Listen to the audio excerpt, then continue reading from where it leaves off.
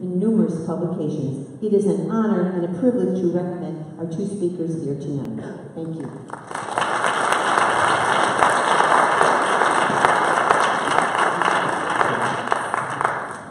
Hi, folks. Thanks so much, Gilda. It's great to be here. I'm Bill Stixrud. I'm a clinical neuropsychologist, and I make a living testing kids. If they're concerned about their attention or their learning or their social development or their emotional development, I test kids. I've done it for 35 years. And I was just thinking recently that 34 years ago, I asked this 5-year-old kid the first question on a vocabulary test, which is, can you hear me in the back? Which is, what's a cow? And he said, I can't believe you don't know that. just last year, I tested this 13-year-old boy with autism who has this savant ability that if you tell him your birth date, he can tell you what day of the week you're born on. And I got to work one day. Just go up. I got to work one day, and a couple of the younger psychology associates said, Bill, he can do it. It's amazing. Tell him your birthday. So I said, okay. November 11th, 1949. This kid thought for a minute and said, 1940s? I can't go back that far. So it's a good way to make a living. And Ned and I have been friends for probably 7 or 8 years, and we wrote this book in part due to 2 concerns. And the first is, what many of you know, is this dramatic increase in the incidence of anxiety disorders and depression in young people, and other stress-related mental health problems. You know,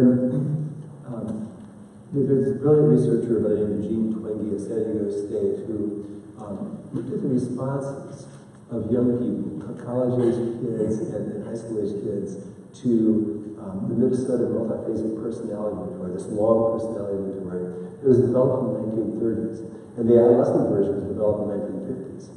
And so she compared people's responses to this measure across generations.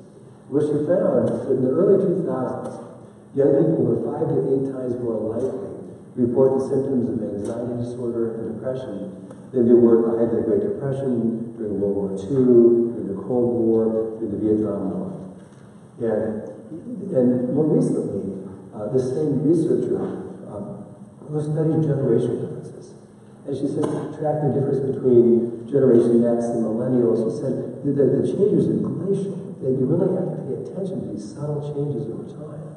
And she said, I've never seen anything like what's occurred between 2012 and 2017 in terms of this dramatic increase in anxiety and unhappiness in young people. And her hypothesis is that it has to do with the smartphone, and particularly with social media. And she said that they've never been more connected with each other, but also they've never been more anxious, more unhappy, more lonely. So we have this concern, and we were talking about this topic a few weeks ago, and somebody said, does it get better in college? He said, actually, it gets worse in college. The mental health situation in college campuses is kind of off the charts. They can't hire people fast enough to deal with mental health professionals to deal with the anxiety. So, in any case, this is the first concern, is the mental health issues. And the second is, so much of what Ned and I deal with is kids who have what we consider to be like motivational disorders, meaning a lot of kids that Ned works with are so anxious and so driven and so obsessed that Harvard or my life is not meaningful out of my life. And some of the kids that I work with, they're top students, and they figure, what's the point of trying? I'm not going to be this student, I'll never be successful. And we thought that some of the kids that we work with, they don't have a healthy motivational drive. They don't have that sense of, I'm developing my life so I can do something interesting in this world. Most of the motivation is more extrinsic. And we realized that when we started talking about doing a book, we were thinking about how do we want to organize the stuff that we know is helpful to kids and their parents and teachers. And Ned said, I think that everything really revolves around a sense of control. And this is what our book's about. It's about how important it is for young people to have a sense of control of their own lives. And we knew that a sense of control is really important from a stress point of view, because there's a stress researcher in Montreal who says there's four aspects of life There's 4 aspects of life that make it stressful. And you can summarize it with the acronym NUTS. And the idea is stress makes you nuts. So it's novelty, unpredictability, threat, and a low sense of control. And it's that low sense of control that's the most stressful thing. And we're thinking that there's so much of what we're trying to do is to help kids not be burdened by stress-related mental health problems. And a sense of control is so highly related to stress. This must be a big deal. And we also knew that in terms of the motivational part, every place we looked in terms of how do kids become self-motivated as they get older is through autonomy, having a sense that this is my life and I'm going to get out of it what I put into it. Pardon me, I've got a cold and a cough. I think I'm going to be okay. Take a break. So, the sense of control. So, once we realized it's so important for stress-related issues, it's so important for motivation, we started to research the sense of control itself. There's years and years and years of research. And it turns out a healthy sense of control is good for everything. It's very highly associated with health, with longevity. If you're in a nursing home, you simply have you give them the choice. Do you want to have lunch at 12 or 12:30? Do you want your visitor to come at 2:30 or 3? You live longer. And it's very highly correlated with school achievement, with professional success. And the sense of control, it's not that I get to control everything, I get to be the boss of my family, nobody can make me do anything. It's not like that. Sense of control is that I can direct my own life. What they call internal locus of control. That I can move my life, I can make decisions, I'm not helpless, I'm not passive, I'm not overwhelmed, I'm not hopeless. And that's one dimension of the sense of control. It's this agency or autonomy. This is my life. And the second aspect is being in your right mind. What I mean by that is if you're anxious or you're depressed, you have a very low sense of control. Your thinking's out of control, your life feels out of control.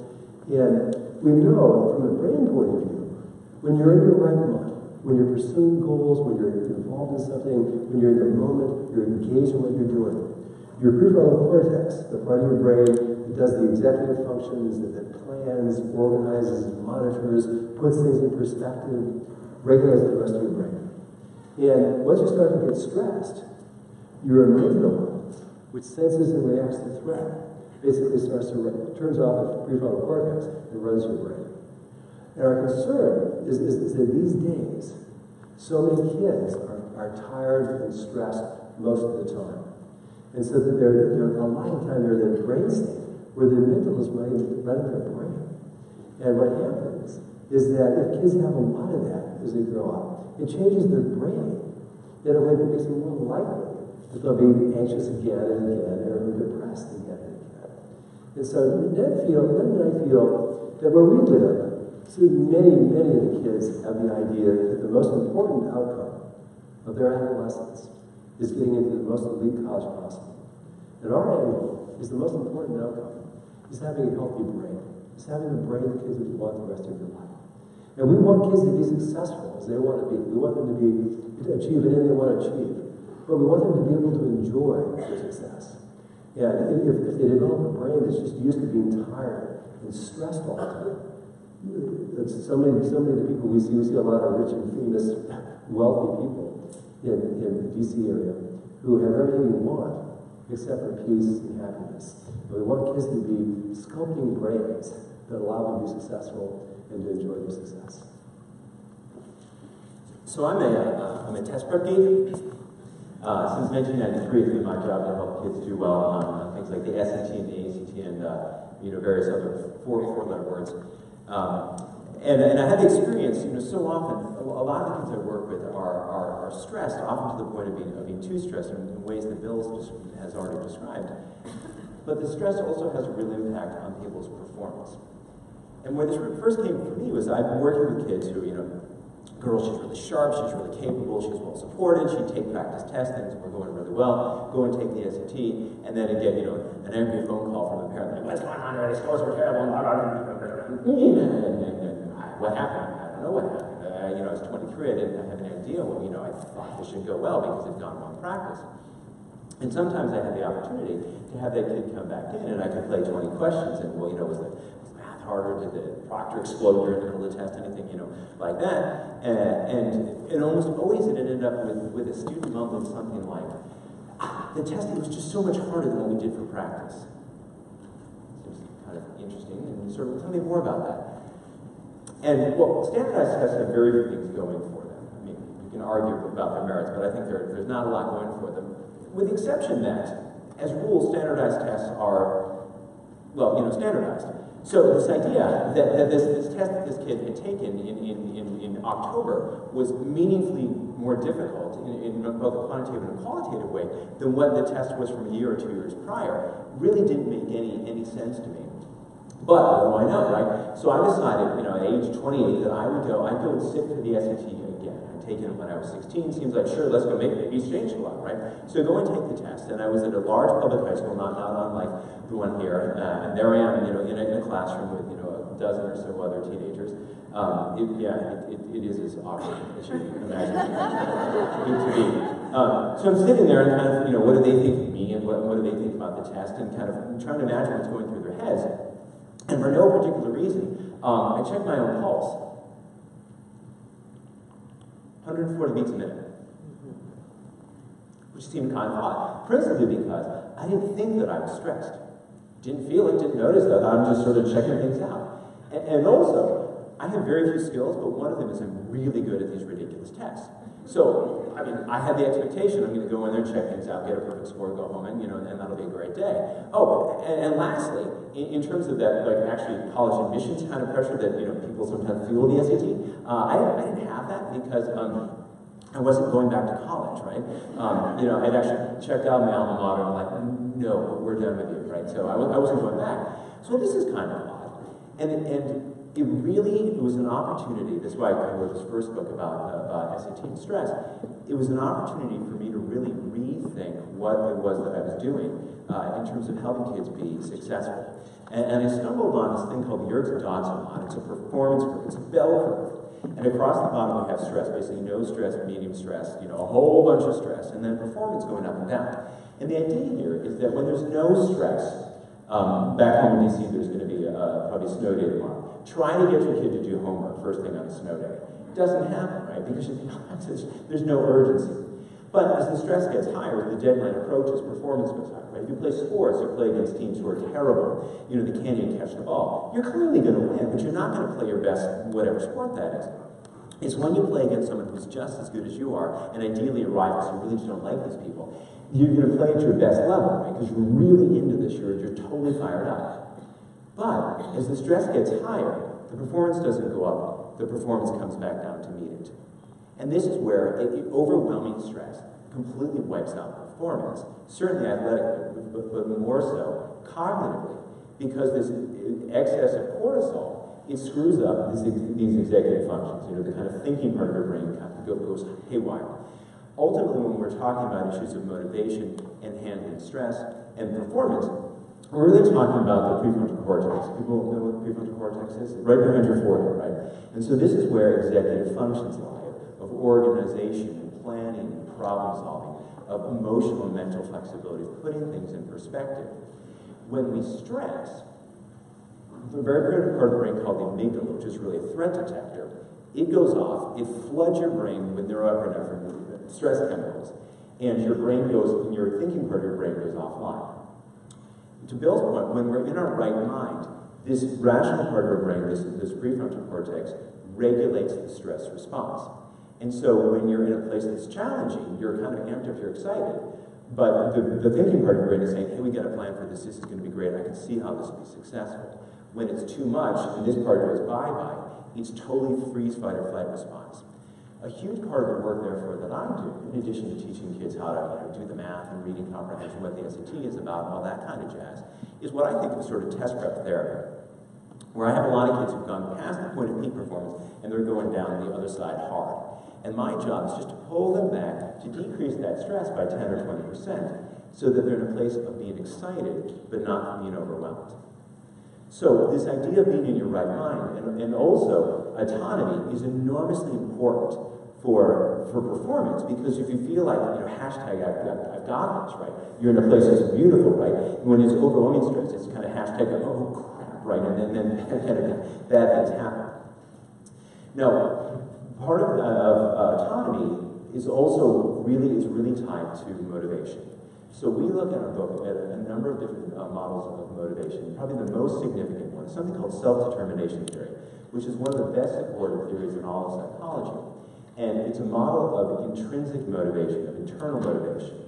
Oftentimes, for kids, especially in school, much of their lives is far too externalized. We're approaching learning not often for just the joy of learning, but to meet this expectation of my teachers, of my mom and dad, of what I imagine those college admissions people think. And I'm constantly looking out and thinking, how will other people judge me? And it's not a good place to be. It can be very threatening, and it's certainly inconsistent with what we want for internal or intrinsic motivation.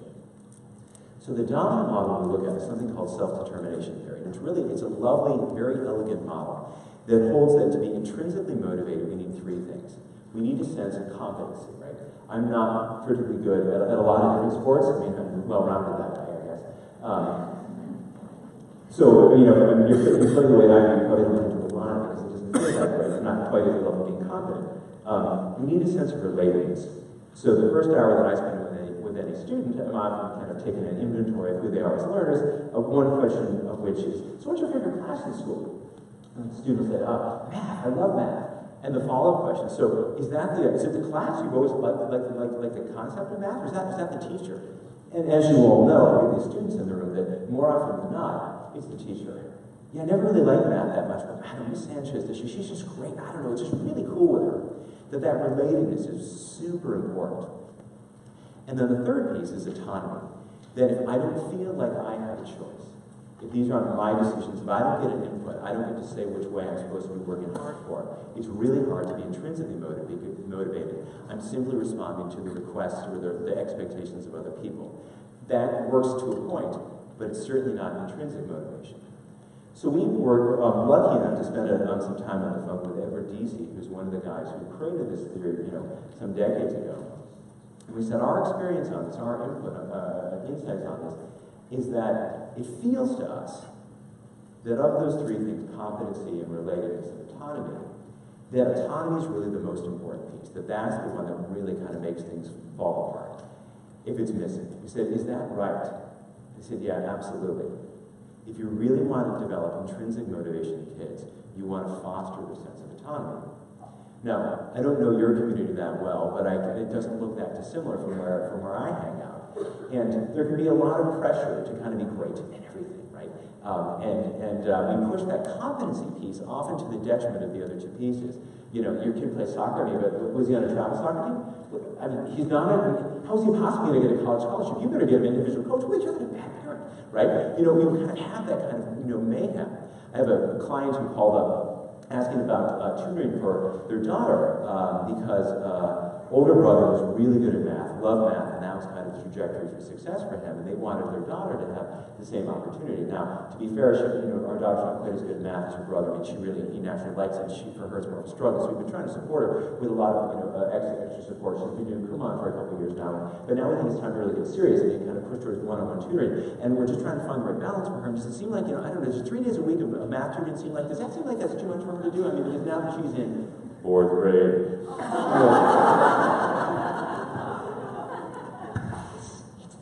I mean, holy smokes, right? Where to begin with that? If you think about that from a self-determination model, okay, competency, okay, 3 days a week, I would expect things will get better, sure. But what's that relatedness piece look like? Mom has gone from mom saying, hey, let's hang out and play games, to the taskmaster, and then we must get there because we've got this tutoring to get to. And the autonomy piece, I mean, how many 10-year-old kids are like, Mom, so, that unstructured play that everyone says is really good for my personal development, I think we should probably just stop that. I mean, we should, I really would like to do more, forget my friends and go and see that crazy tutor lady 3 days a week, because this math stuff's really important now that I'm 10. I mean, said no child ever, right? So we want to remember that this is a three-legged stool, and these things need to be in measure. Again, if we want kids to develop intrinsic motivation, we want them to feel good enough at this stuff so they don't feel discouraged and they want to keep working at it. But we want them to feel connected to the thing and to the people involved in it, and we want them to have say. Because if it's driven by them and adults support it, then they're taking the lead and we're supporting rather than kind of dragging a kid along. The other model of motivation that we look at is Carol Dweck. Do most people know Carol Dweck? She's been here. People are good at this.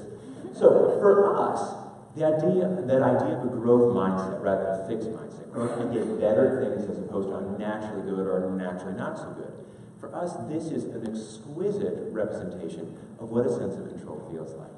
So I'm just not very good at that. Dr. Dweck would say, yet, right? Just put a yet on the end of that.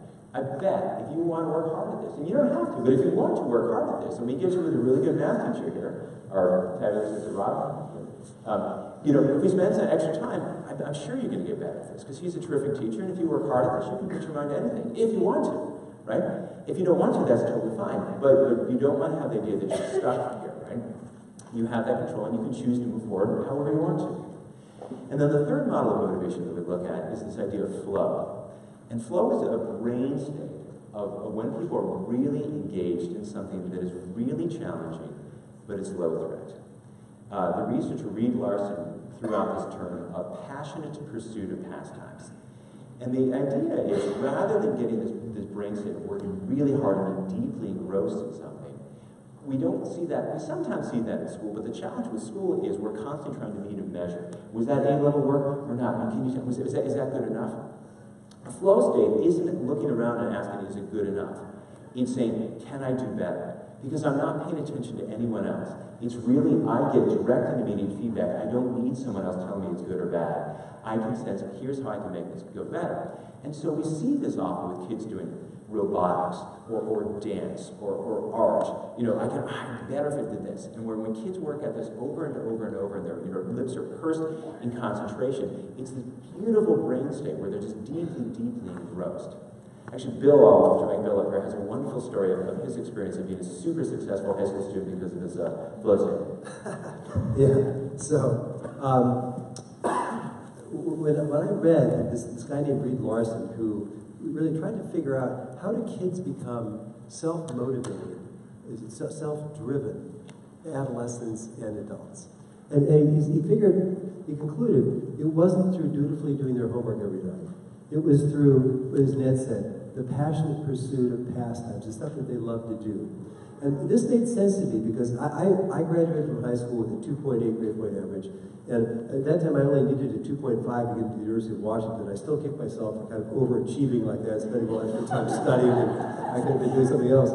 But and honestly, I don't remember ever finishing a book. I don't remember ever getting past page 50 in a book in high school. I don't remember ever turning anything on time. Books are shorter. Well, yeah, that's right. That's right. But I was a passionate rock and roll guy. I was in a band, and I had a little room in my house where I had an electric organ and I had a guitar. And every night, I tell myself, I'm going to go practice a little bit, and then I'll study for a while. And every night, I come out of my music room, 2.5 hours later, completely having no idea what time it was. Like, where was I? Because I was completely engaged. I was completely focused, completely determined. And my brain was experiencing this state of high energy, high attention, high focus, high effort, high determination, but low stress. And it's a beautiful brain state. And it's a state that we, ideally as adults, most of the time, we want to be in the present. We want to be involved in stuff. We don't want to be bored, and we don't want to be overly stressed. We want to be in that state of flow. And so when I see kids now who are not doing well in school, they're discouraged, if there's something that they love, and we can talk about this later, about video games, I think is a little bit of an exception. There's something that they love and will work really hard at, whether it's dance, music, art, sports, rock climbing, whatever it is, that they're getting better and better and better through their own efforts. That I say, I don't worry about you, because I know you're sculpting the brain. And when you find that if school becomes important to you, you're going to be able to go pedal to the metal. And so I love this flow. It's a great experience. Now, so that's the rationale for why we wrote this book. It's about the motivation piece and the effects of stress on mental health and performance. And because all these arrows point in the direction of how important a sense of control is, we wrote this book as kind of a manual for how do we help kids develop this healthy sense of control. And so let me tell you about some of the things we recommend. So the second chapter of the book, it's called, I Love You Too Much to Fight With You About Your Homework. And this is something that I wrote an article like 32 years ago. And it came out of experiences I had working both as a neuropsychologist, but also I did a lot of therapy for many years with kids and families. And so many families told me that they say, God, I dread dinner time. Because after dinner time, it's going to be 2.5 hours of World War III trying to get my kids' homework done. And I'd see one of my friends who was training in therapy at the same time I was, learned a certain kind of problem-solving therapy, and they were told, don't work harder to help your clients solve their problems than they do, because you're going to weaken them, because they're going to think that somehow you're responsible for solving the problems. And I've trained hundreds of tutors over the last 25 years to work with kids with learning disabilities and ADHD, and I've taught all of them, remember to tell your kid, don't work harder. And if it feels like you're working harder than your kid is, to tell your kid, I'm not going to do this. Something's wrong with this picture. Because if I work harder than you do to help you get better at reading or math or whatever, then I'm going to weaken you because you're going to think that somehow I'm responsible for your learning, your development, and I'm not going to do that to you. And it's incredibly powerful. And the second message, the idea that at home, when a parent saying, I love you too much to fight about your homework, the next thing you say is, I'm willing to do anything I can to help you. I'm willing to be your homework consultant. I'm willing to set my own consulting hours from 6:30 to 7:30. I'm willing to work with you, but I'm not willing to fight with you. I'm not willing to chase you around the house. I'm not willing to act like it's my job to get you to do your homework, because obviously I couldn't make it. All I had to do is slump to the floor. I couldn't make you. But I'm willing to do anything I can to help you. And what we find is when people do this, they change the energy. They don't work harder than the kid does. They don't take responsibility for something that the kids. That one family recently told me that the temperature in our household after dinner went down by 30 degrees. And it's very powerful. One of my clients read our book in April or May and sent me an email and said, I just told my 8th grade son, I love you too much to fight with you about your homework. And first he smiled, and then he hugged me, and he said, is something wrong with you, Mom? But I think it was a little bit different than what they normally experience at night. But this is a cool message. So the idea is, this chapter, is that particularly as kids get a little older, it's really very powerful to think about yourself more as a consultant to your kid. That is your kid's boss or manager or taskmaster or homework police, who always knows better than your kid does what's right for him. And it's a powerful way to go. And so the implications in part are that we offer help. I'm willing to do anything I can to help, but I'm not willing to force. We try not to force. We try not to just lace things on kids that they fight. We also, just with advice, one of my colleagues moved to Florida a few years ago and sent me a card that said, I want to give you some advice that my mother gave me, because I sure as hell won't be using it. And the idea is that it's just ridiculously different to say, well, you should do this or just do this, and to say, I got an opinion about that. I got some advice. Would you like to hear it? Ned and I are constantly looking for, when we work with kids, we're constantly looking for buy-in. We just don't want to kind of hammer at them and have them fight what we're saying. So we're saying, would you like to hear some advice? I got an opinion about that. I see a lot of kids who think they're stupid, or a lot of kids who are negative about themselves, and I say to them, I can't take that away from them. I'm not going to try. But I see it really differently. Would you like to hear another point of view? And they listen with rapt attention when I frame it like that. So it's the not forcing help, offering help, not forcing advice or ramming down a kid's throat, telling a kid 1,000,000 times, but seeking buy-in when we try to impart our wisdom and give advice. And the third thing is that we want kids as much as possible to solve their own problems. There's one of the great scientists and psychologists in the world has done a series of studies with rats where they're in a cage, and they shock the tail, and there's a wheel in the cage. And if the rat turns the wheel, the shock will stop. And the rats have an experience of being able to control this very stressful situation. And what happens is when they're spinning that wheel, their stress hormones go down, and their prefrontal cortex activates lights up like a Christmas tree. And what happens is after a lot of this experience, that even when you disconnect the wheel from the shocking apparatus, when the shock goes off, these rats turn the wheel furiously, their left frontal cortex activates, and they go into coping mode with very low stress. And with humans too, when we want kids, that's how, the way you build resilience is you have something stressful happen, and you cope with it. Your prefrontal cortex figures out how to deal with it, and you cope with it. And that makes connections between your prefrontal, that strengthens connections between your prefrontal cortex and your amygdala. And that's how kids become resilient. It's not that they don't become resilient by never having anything stressful happen. It's that is dealing with stressful situations so that your brain knows, I can handle this. So we want kids to do as much as possible with our support to be able to deal with their own problems. I do this exercise sometimes where I'll make these scenarios, like a third grade girl, she's the only one in her friend group who didn't get invited to a birthday party. She comes home, she's really upset. And I suggest the first question you ask yourself is, whose problem is it? Because as parents, it's so easy, it's so hard not to leap in and solve the problem. And so even if it's something really, really hard, one of my tutors worked with a girl who apparently came home in second grade in a really bad mood.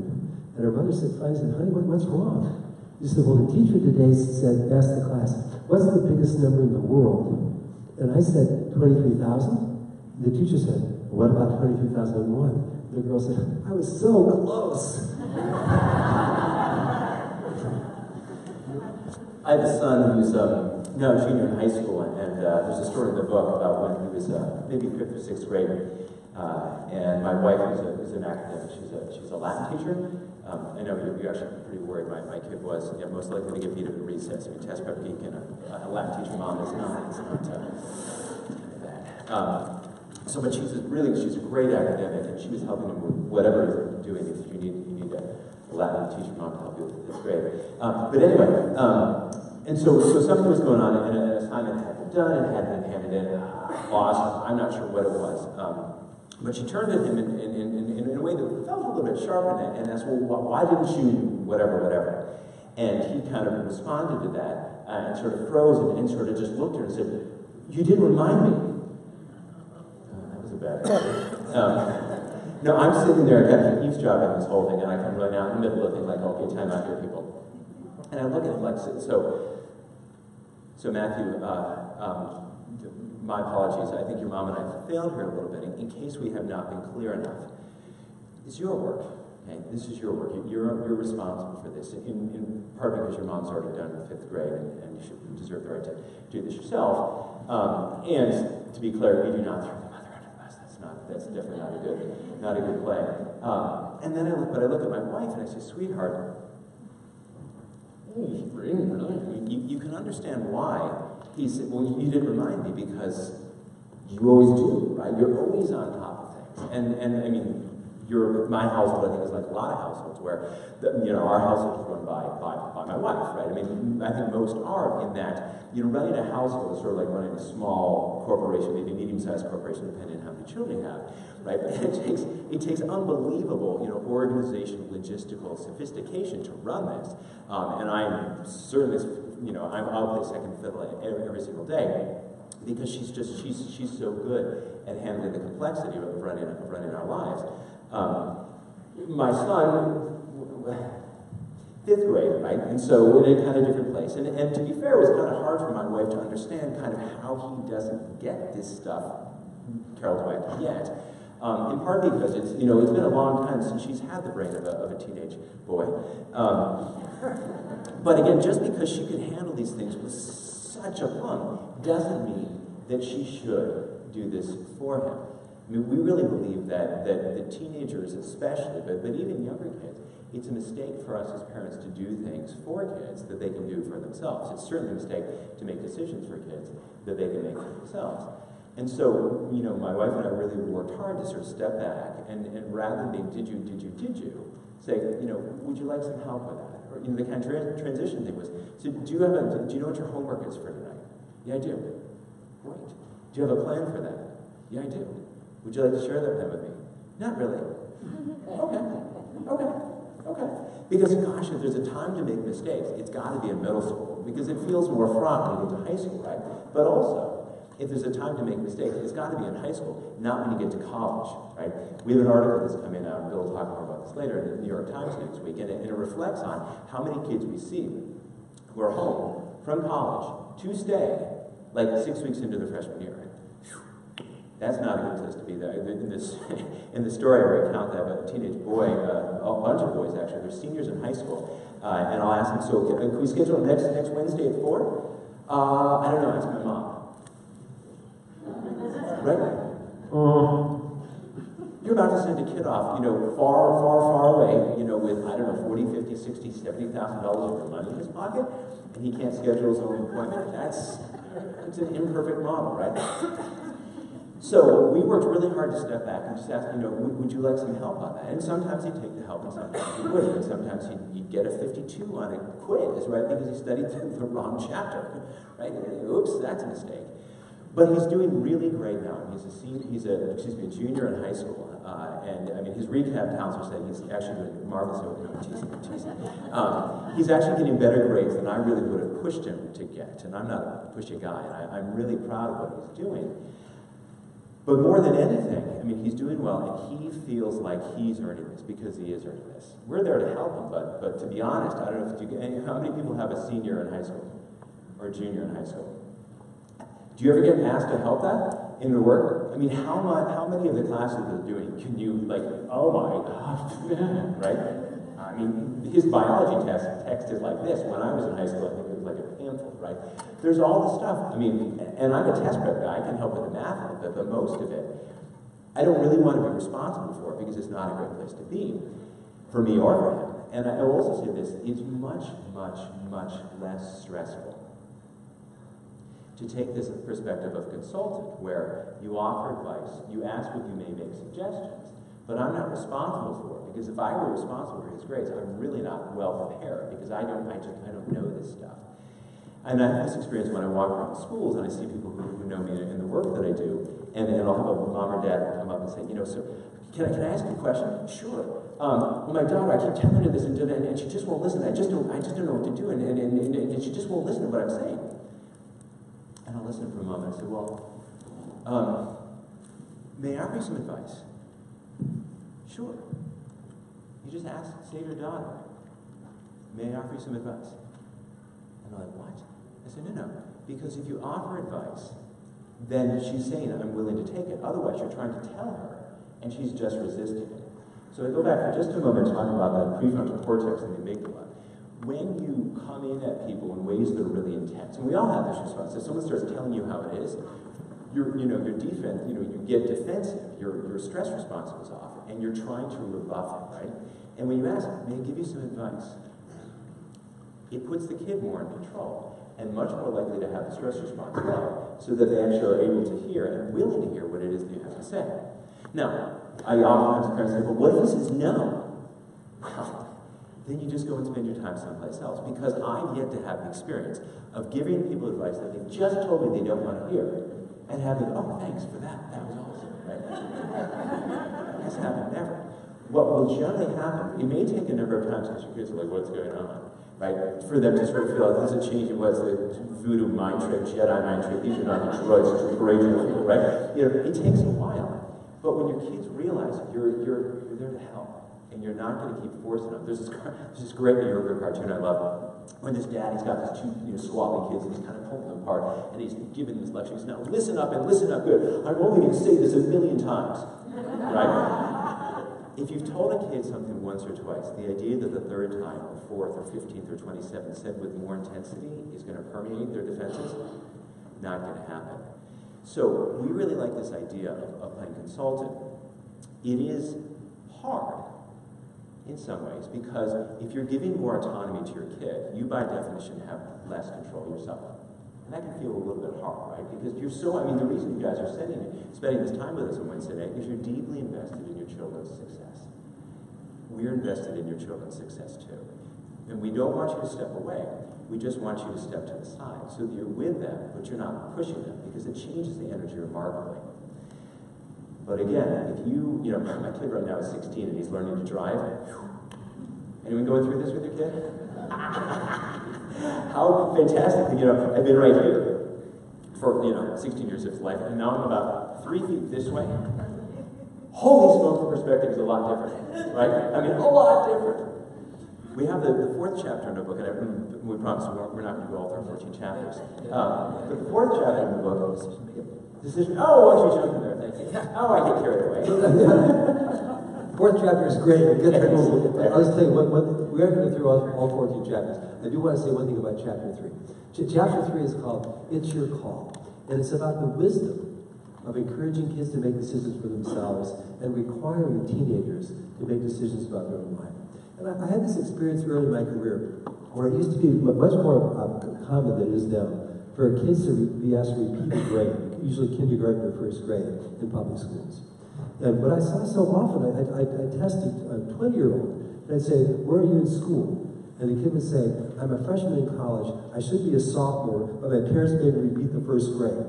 They're still pissed about it all those years later, you know? And so this may sound crazy. What I started to do was that when a kid was recommended they repeat, I say to the parents, let's tell the kid, nobody's going to make you repeat, but this is going to be your call. But let's think through the pros and cons. We have all summer to think about this. Let's think through the pros and cons of going on. If you repeat, kids could call you stupid or you flunked kind of thing. You have to deal with that. But if you repeat, it might help you because you like some of the kids who are in kindergarten and doing first grade again. You'll be friends with them. And you just think through the pros and cons. What I found was even 7-year-olds could make really good decisions for themselves, and at least as good as adults could make for them. And so as I started just encouraging in my work with kids, let's help the kids make informed decisions. And it turns out that, and you can start with little kids, you just start out, you're saying, you're the expert on you. And the idea, as Ned said, one of the adages of good child rearing is don't do something for a child that the child can do for himself. And we think the same way. Let's not make decisions for kids that they can make for themselves. And it turns out that the rational, the cognitive processes involved in decision-making are really mature by the time you're 14 or 15. So teenagers are really capable of making good decisions about important stuff if we help them think through the pros and cons. And also, it turns out that we used to think that good decisions were made rationally. We kind of turn off emotions and we think rationally. And actually, that's completely wrong because if there's damage to the emotional centers in your brain, you can't decide what you want for breakfast. That decisions are rooted in your emotions. What do I want? If I do this, how will it affect my family? How will it affect my sister? What will happen? What will my friends think? And we want kids to be paying a lot of attention to their own emotions, their own thinking, their own preferences, what's important to them in making decisions. And I'll tell you that I've been doing this for 35 years, and I've never seen it go wrong, where we trust a kid, I want you to make this decision, and I'll help you. And it has to be an informed decision, meaning you have to talk about it with me and your mom, and also that if we need an expert, we'll get some expert opinions so you can make a good decision. And I just invariably see kids who can make good decisions for themselves, as their parents can. And the cool thing is, it just grows them up, because kids want their life to work. That's one of our premises, that kids, they want to be successful. They don't want to just make some stupid decision and just ruin their life. They want to do well. They want to be successful. And if we trust that, the level of maturity increasing maturity is so dramatic, because kids have to be ruthlessly honest with themselves. They really have to think about a wide range of options and possibilities. And encouraging to do this is really a great thing. Yeah, and I think one of the hard parts is the kids will, if they feel like they're going to be forced, they feel like they're going to be compelled, they will oftentimes choose bad decisions simply because they get to choose, right? You know, kids will sometimes work against what's in their own best interest simply because they want, you know, if that's the only way I can exert control, you know, yeah, I'll kind of drive the car right into the ditch. We really want to, you know, we want to avoid setting up that conflict. When they step aside, kids have to make that decision for themselves. Yeah. I forgot to say that one of the things that, as I've gotten older, I've gotten more humble about knowing what's in a kid's best interest. And I say that in part because I realize that I don't know who a kid wants to be. So I don't always know what's really right for him, what's in his best interest. And also, so often, what happens in life, something will happen that seems like a disaster, and then it turns out they've been okay. So how do you decide whether your decision or a kid's decision was a good decision. Is it 30 days later? Is it 6 months later? 6 years later? The first time I went to graduate school, I went to the University of California, Berkeley, in a doctoral program in English. And I went for 20 straight weeks, 2 quarters. And I was so anxious and insecure, I didn't turn in a single assignment. And when I work with underachievers now, I say, 20 weeks, I didn't turn in anything, top that. I set the bar high for underachieving, you know. But when it happened, when I flunked out, it was humiliating, almost as humiliating. Just a couple of weeks later, I had a job typing in a typing pool. I got fired in less than 2 weeks. That was really embarrassing. But within about 2 months, I realized that this is the best possible thing that could have happened to me. There's no way I should have been English professor.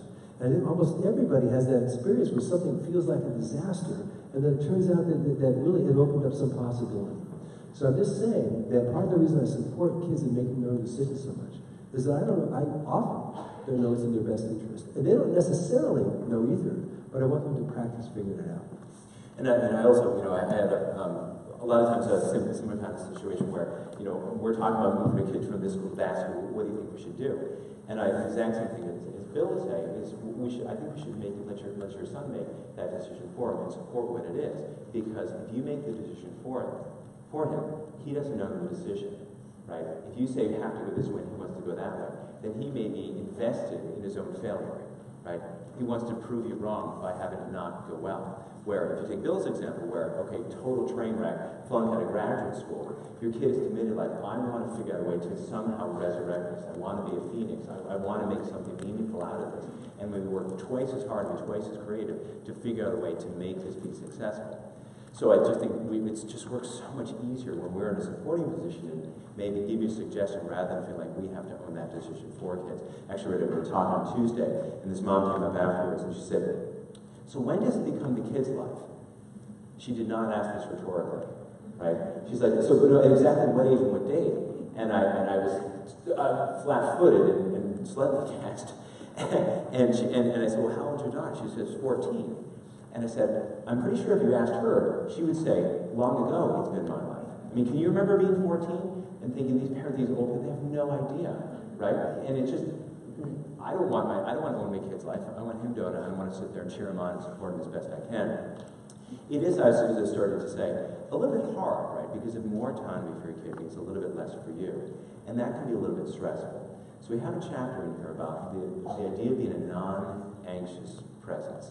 We borrowed this term from a guy, Edwin Friedman, who's a rabbi and consultant. He worked with family schools, churches, corporations. And he made the point that things go a lot better when the leader or leaders are not overly anxious or emotionally reactive. When things don't go well, they don't blow their heads off, they don't start yelling and screaming at people. They go, okay, let's see what we can do here. Because stress is contagious.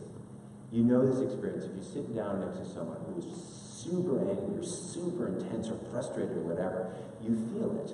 Because that's what the amygdala does. It's a threat detector. And when someone else is just coursing intense emotions, it feels that. Now, adolescents especially are extraordinarily good at picking up emotions, but they're not yet very good at explaining them. So if someone is upset or angry near them, they're likely to think that someone is angry or upset at them. And I see this most, of course, with my kids, with adolescents, where they will often perceive their parents who are deeply concerned or upset for them, that they're upset with them. And it's just something you really want to watch. Part of it is we know that if someone's having a hard time, if you have a crying infant, you know your kid comes home and is upset because you got cut from the soccer team or fight with a friend or whatever, it's so much easier to soothe people, to help them, if you yourself are more calm. And this is actually significant, not just at our experiential level, but actually at a neurological level. We have a great researcher named Mike Ramini, who did this experiment with rats. And he took rat pups, which are baby rats, and from the day they were born, whisked them away from mom, and then had these lab techs who keep them and sort of handle them, and just stress these little things out because they're not with mom, and they're just getting these like little latex gloves or whatever. And their brains are exploding with cortisol, it's the stress hormone. Just super traumatic. But after, half an hour or so, they took the pup and they gave it back to mom. And mom was a type of rat that was a high licking and grooming rat, which is kind of the rat of hugs and kisses. And there, so these bad people, whatever. And just nurture them. Right? And the stress would just flow out of the brains and the bodies of these little things. And they kind of forget all their cares because I'm safe now. Well, what Meany and his colleagues did, they did this every single day to these little pups. Total, like, to just total recovery. Super high stress to no stress. And what this did was something really profound. Again, it wired the regulation of the stress response by the prefrontal cortex. So they developed coping. They developed the sense that no matter how bad this was, it's going to be okay because that was their experience day after day after day. No matter how intense, it's going to work out just fine. To the point that when these rats became mature rats, Meany and his colleagues described them as California laid-back rats. Right? They were impossible to stress because their experience was no matter how bad it is, it's going to be fine. Because they learned to cope and they thought it'll be the same as it always has been. And so this is for us one of the opportunities of childhood and adolescence, is not depriving people of the opportunity to take on some things that are challenging and sometimes a little tough, but they have an opportunity to fully recover from that stress. For us, the helicopter parenting kind of screws up both ends of that model, where if I'm a helicopter parent, I'm constantly trying to remove any obstacles and anything that could challenge my kid and not let him take it on for himself. In part so that if he gets through it, he doesn't have the experience that he got through it. It was that mom or dad came in and saved the day. But also, as parents, by being like sort of like hyper-vigilant and constantly scanning for threat, like they must eliminate threat. I'm not like, hey, it's all good, right? I'm like essentially like constantly on guard. And again, your kids will feel that. And we think that one of the most helpful things, and the science supports this, that we can do as parents, is to make home be a safe base. Because the real world can be stressful, right? Friends aren't always easy. School isn't always easy. You know, applying to college, SATs, all these kind of things are real stressors. But kids are much more likely to really throw themselves out there and work hard if they know that when things don't go well, they can come home and fully, be licked and groomed, recover from the stress. And I say this because I spent 25 years working with 16-year-olds. I'm like a Dick Clark of test prep. I mean, it's always the same age, same experience over and over and over. And I so often have kids come in, things haven't gone well in school. Oh my gosh, I flunked that Spanish quiz. I didn't even know we had the quiz. They take a practice SAT, and they're just super frustrated because they're working hard to be successful. But almost without fail, within a minute they go, please don't tell my dad. Oh my God, don't tell my mom. She's going to lose your mind. She's totally going to freak out. Now that might be true, or it might just be their perception, because again, they can feel that, but they don't explain it. But their perception is, oh, when something's bad, don't tell the parents. Oh, don't tell the parents because they will lose it. So now the kids are carrying both their own stress and their parents' perceived stress, perceived for real. And rather than running to their parents for help, they're running away from their parents for help because they're afraid of what that reaction will be. Now, I had a really neat experience about a year ago and saw what the ramifications were of being this consultative posture with my wife and I with my son, and also doing our best to really be, okay, well, let's figure this out together. So last year, it was his first time. He was a sophomore. There was a homecoming dance, and he got invited to the after party, the party after the party, that's where the fun stuff happens. So again, Latin teacher, mom, and test prep dad, can you imagine how cool my son is? So this was like a big deal, right? He was getting invited to this party. And we're out for a walk, he said, Dad, so I'm going to the party afterwards. And he said, yeah, I got a question. And I said, what's your question? So I'm going to the party. I said, well, yeah, do you need a ride? He said, no, I'm good. We've got Uber. We don't need your parents anymore. This is great. He said, what do we do if people are drinking alcohol there? Now, inside I'm doing a whole victory dance. Like, I've nailed this parenting thing. Like, I'm totally right. I'm like, rock on. But I was so happy. Because I felt that somehow between, his trust and maybe what my wife and I have done, he had faith in us, that he could bring to us a question that's, kind of puts him in a vulnerable position. Because it would have been really easy to say, alcohol? Oh my God, I never dreamed that there'd be alcohol at a teenage party. You can't go to that, right? And shoot down his fun. But I didn't do that. And he had the courage to bring that to me. And that's the kind of question I would think that as parents, that's the question we really want to have. Not about the botched Spanish quiz or an SAT or whatever it happens to be, but things that really do matter. That one can be existentially threatening, but also the questions are really how does he navigate the world, and what is his moral compass, and what does he do with situations that are maybe morally ambiguous. And from my perspective, you won't get those opportunities as much if you're an advocate all the time and if you're overly reliant. And part of it, again, if we take the position of doing our best to sort of lower our own stress, it's much easier for us to support the autonomy of our kids. Because when people are stressed, they naturally want more control, right? And that tends to mean taking it away from our kids because it makes us feel safer, but it gives them less of that autonomy. We spend so much time explaining why it's important. Being non-anxious is not always easy, particularly in today's world. And if I give two quick pieces of advice, one would be do everything you can to take the long view. I suspect that at least someone in here has a kid who's having a hard time right now. You may have a kid who's anxious, you may have a kid who's depressed, you may have a kid who's really not firing things up in terms of school, you might have a kid who's school refusal. There are all kinds of things that can and do go wrong, during this stage of life. But taking the long view helps a lot. Bill's had a career of working with kids who really struggled at some point in their learning. And I've seen the same thing.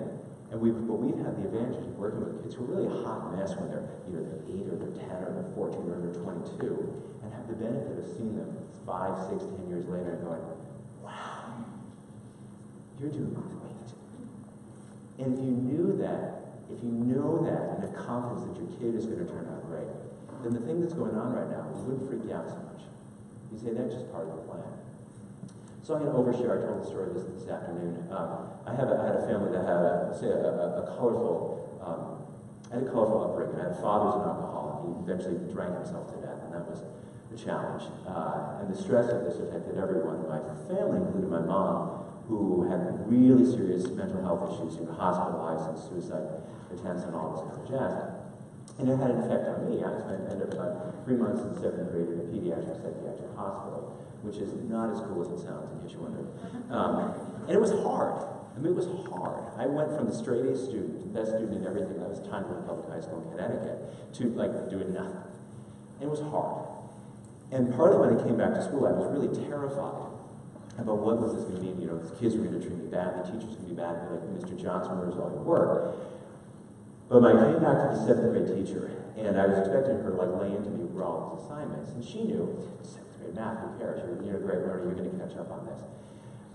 But in addition to not worrying about the short term, she also did something that was really profound. If you have a kid who's having a hard time, and you don't know what else to do, make it your highest priority just to enjoy your kid. Because when I went in, and Mrs. Greenberg, my favorite teacher, my math teacher, and I opened the door, and I was expecting to get my head taken off in some fashion. And I poked my head in, and she looked up from grading papers at her desk, and put her pen down, still get teary, and smiled as wide as a person could smile, and just looked at me, and she said, "Dad, how are you?" I was just puddled on the floor. And it was such a vote of confidence, because she didn't give a right, about that math homework. And she knew that I had been a great kid, and I was having a hard time, and every confidence that would be great again. And so for all of you, because I know you either have a kid who might be struggling, or you know people who will be struggling, but if you can really take the long view and say, it's only high school, it doesn't matter. Or it matters, maybe more than you want to, but we have a chance to fix this later. We have a chance to fix this in college. Or if you don't fix it in college, we'll fix this later on.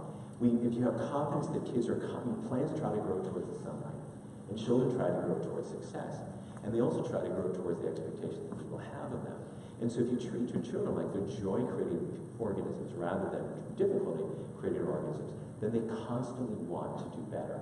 And at a neurological level, we are abetting their developmental resilience, and we're developing their intrinsic motivation by decreasing their stress, principally by just being less stressful ourselves.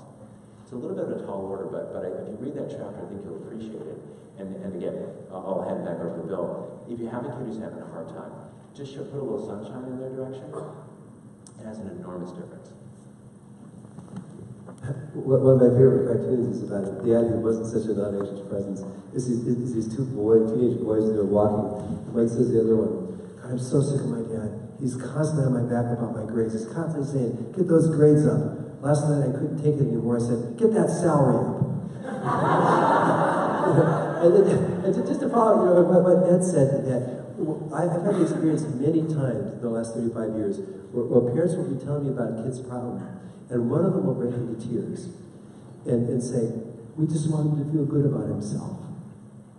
And after they stop crying, I say, I think we can be much more convincing to help him feel good about himself, right as he is right now, if we are worried sick. But it's just counterintuitive to us as parents to think that, I see so many families, at least half the kids I see, have anxiety disorders, and many of the parents say, well, he's seen the best therapist in town, he's on medication, what more can I do? And it doesn't occur to them, understandably, it doesn't occur to any of us, that one of the ways that we can help is simply working on managing our own anxiety. So the fourth chapter of the book is really important. And so we're just going to take about 7 or 8 more minutes and talk about a couple of the chapters later in the book. And there's 2 chapters in the book about what we call radical downtime. And radical downtime basically means where you're doing something that just seems like you're doing nothing, but actually you're doing something that's extremely good for your brain. And the 3 things that we include under this heading of radical downtime are daydreaming or mind wandering, meditation, and sleeping. And regarding the daydreaming part, that there's all this evidence that mind wandering, having time to think about yourself and reflect on your life, is extremely powerful for creativity, for problem solving, and for young people, it's really powerful for developing a coherent sense of identity. You have to have time to reflect on your own life, to figure out who am I, who do I want to be, and also for developing a sense of empathy. And a lot of people are concerned now because kids are so plugged in, they're so connected with each other electronically, that they don't have very much time of unplugged time to simply reflect on their own life. So we're all for boredom, we're all for periods of unplugged, where you just have time to reflect on yourself. And it's very hard for young people. There's a series of studies recently where college freshmen were asked to sit with their own thoughts for 15 minutes, just doing nothing, sit with their own thoughts. And they were told, if you get bored, you can give yourself a mild electric shock. And everybody in the study said, no way would I do that. 64% of the young men in the study, after 6 minutes, shocked themselves rather than having to sit with their own thoughts. And so we want to make it, and many of the experts on child development, they think that the most important outcome of childhood is being comfortable with yourself, and being comfortable being alone. And this is something that's getting harder and harder for young people. The meditation piece is that we think that we're going to need to build in meditation into school programs and our families, because it's an incredibly powerful antidote to being constantly stressed and constantly tired. And in our book, we talk about mindfulness practices, the wide variety of mindfulness practices that we support. We also talk about transcendental meditation, which is what Ned and I practice. That is a very powerful tool for having kids experience that they have this very deep, peaceful, happy place inside them, learning how to access it, that changes the brain, normalizes the stress response. Normalized stress response meaning basically lower levels of stress hormones. When something stressful happens, you leap into coping mode as opposed to getting overwhelmed, and then when the stress is over, your stress hormones go down very quickly. And so we think that meditation is, as we get tired, kids get tireder and tireder and busier, that having this very quiet downtime is really important for kids. And I've worked a lot with school programs, the quiet time programs that are building in TM, transcendental meditation, into schools, completely transforming these inner city schools that are basically, there's been no solution. They've been very powerful with that. I've done a couple studies on kids with ADHD practicing TM in school, middle school kids, and we got really good results. In the first study, we interviewed the kids. We got nice data, but we also interviewed the kids at the end of the study, and they all said, I'm less anxious, I'm less stressed. Most of them said, I can organize myself better, I can do my homework better. And this one kid who was wildly impulsive said, before I started meditating, if somebody bumped me in the hall, I just turned around and hit him. Now that I've been meditating for 3 months, if I'm walking in the hall and somebody buzzes me, I stop and think, should I hit him or not? If you know ADHD, that's real improvement. That's real improvement. And there's a kid that waiting this first night was in the control group, and the control group learned to meditate 3 months later after the other kids did. But he changed schools, so he didn't learn until he was 19. But when he was this age, his impulsivity manifested in talking real loud. And he used to come to my office to see a neurofeedback therapist, and then she started her own practice. And the psychologist who doesn't like kids and doesn't work with kids. And so this kid's in the waiting room here, like the first time he goes to see the therapist in this new office. And the psychologist hears him talking real loud, goes out and says, when you come here, you're going to have to be quiet. And the kid says, if I could be quiet, I wouldn't have to be here. So it's a danger. We think that meditation is going to become increasingly important, and there's, I think, an important chapter about that. Ideas for various practices we can help kids experience this calm center. And both Ned and I talk endlessly with kids about sleep. And you want to? Yeah. For me, again, as a guy who's supposed to help kids do, score well on tests when they're, when they matter, when they're feeling stressed. Sleep is really the first thing that I stumbled in on because there's so much written about it, and it was so accessible, and it's so easy for me to talk to kids about that. One of the most helpful things to know is that sleep insufficiency, sleep deprivation, creates the same chemical reactions as stress.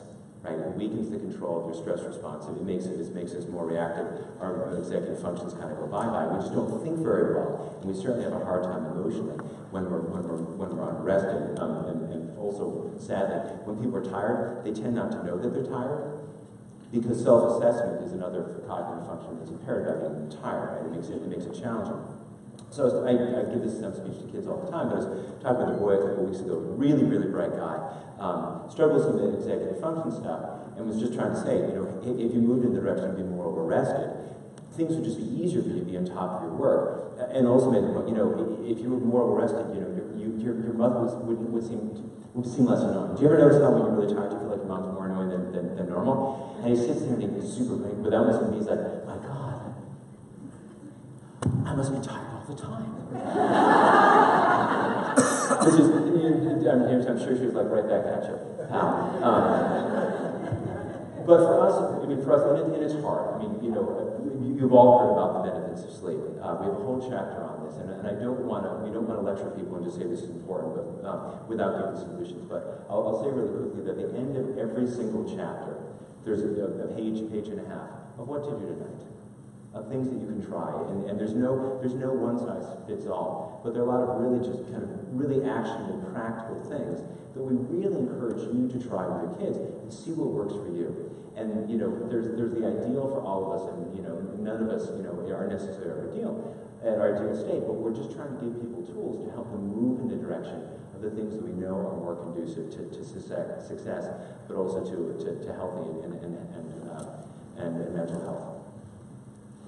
And we'll just take 2 minutes to tell you that the last 2 chapters in the book, one's called Who's Ready for College, and the other's called Alternate Routes, are about how we can give kids a broader sense of how you become successful in this world, and what it feels like to be successful in this world. Because so many kids that we see have what we consider to be almost a delusional view that it's only the valedictorian, so it's only the top 2% of the class. You have to be a top student in order to be successful in this world. And it turns out it's just so completely, you have to go to an elite college in order to be successful.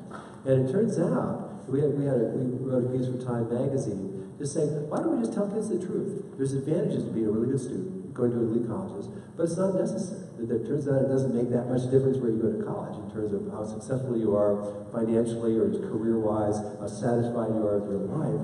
And what we find is we just tell kids the truth. It motivates the kids that want to go to Princeton. But it motivates them in a way that I want this rather than I have to do this.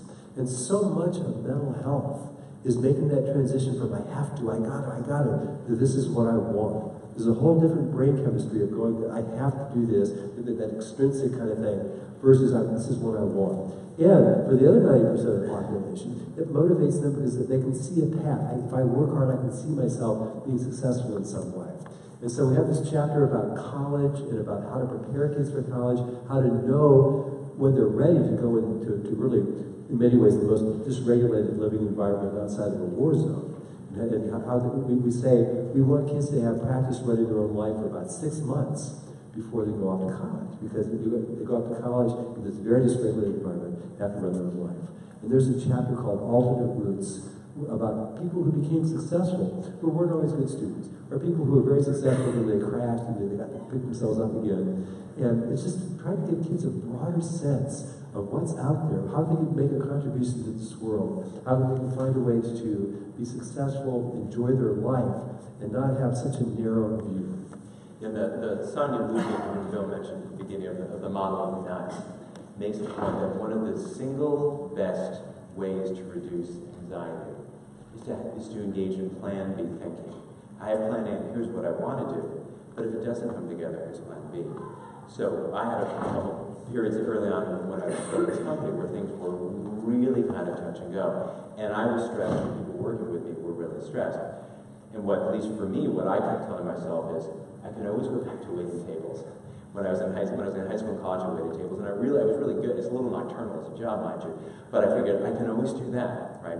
And it wasn't like plan A. I'm much more happy doing the work that I do now. But if kids think it's either I need to go for the brass ring or I end up in the abyss, it makes them really fearful. And so, to Bill's point, let's work hard for what our plan A is. But if we know there's a plan B where we can still be successful, and we just, we work through a different bracket together rather than making a straight shot for that. So we're gonna stop and take questions. I just want to end with where our book ends up. That at the most fundamental level, what we're really talking about is trying to develop the healthy development of the brains of children and adolescents. And at a basic level, you can lean a little bit on that quote by Maya Angelou, that people will forget, our kids will forget so much of, really having most of what it is that we say, and so much of what we do for them. But what really, at a neurological level, gets wired into them is how they feel. And you can read the book and pick up all the science of this. And so if we make that our goal, we can think about what are the things, how do we want them to feel at the most sort of deep-seated, kind of in their bones level, that puts them really at a chemical level in a position to do well and be resilient. And for us, kind of, four easy things that, first and foremost, we want kids to feel loved. And that's an easy one. We want them to feel trusted, like they have brains in their heads, and they're moving in directions of success. And even if they make mistakes, that we trust them, that they're trying to do the best thing in that moment. We want them to feel supported, of course, and that's, the idea of supporting, helping but not pushing. And we want them to feel capable. We want kids to own their own decisions. We want them to make their own choices. Because to be successful is one thing, but to feel that you're successful because of what you did yourself rather than someone did for you is a profoundly different experience. And we want that sense of being capable, wired into the brains, as they move out in the world and far from home, and know that they've carried with them the lessons that we as their parents are trying to impart for them. We're hopeful that, frankly, that people are going to buy this book. We've really been paid every year. We probably make a buck a book at this point, but we're really all over the country because I'll say that the challenges that Bill started our talk describing are ones that they're everywhere. They're absolutely everywhere, and there's some big kind of social and systemic changes. The world that we live in is much more stressful, I suspect, than the world that any of us grew up in. And we think it's going to take a lot of collective effort by all parents to try to pull things back a little bit and move in a direction that's a little bit healthier, not just for your kid and my kid, but for everyone's kid. We want there to be a healthy environment. We want kids to be successful, but we want them to be healthy, and when they get to that point of success, we want them to have brains that are healthy and can really enjoy the success that they have. So we really appreciate your being here. We certainly appreciate Gilda and Glenn for having us here. It's been a great audience. And we're happy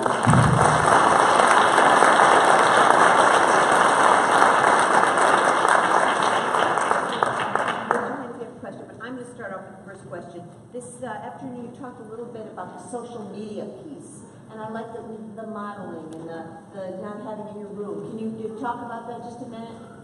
Yeah, there's a lot to be said about social media, but one of the things with social media is one of the opposites of feeling a sense of control is feeling overwhelmed, right? And one of the challenges with social media is I need to not only appear cool here, but I need to appear cool, and it's like there are two lives that I have to pay attention to. And with social media, I don't really get to control that because, it's like we describe it as kind of a 24/7 real-time beauty contest where anyone can sort of knock us down. And we have a very low sense of control on there. My feeling on this at this point is that you're not going to talk kids out of having social media, but in a perfect world, you might ask them about, let's pick a platform, right? Let's be all on Instagram or on Facebook or on Snapchat but let's not try to do all of these things concurrently, because it's overwhelming if you have like 7 major priorities. We also make the point that to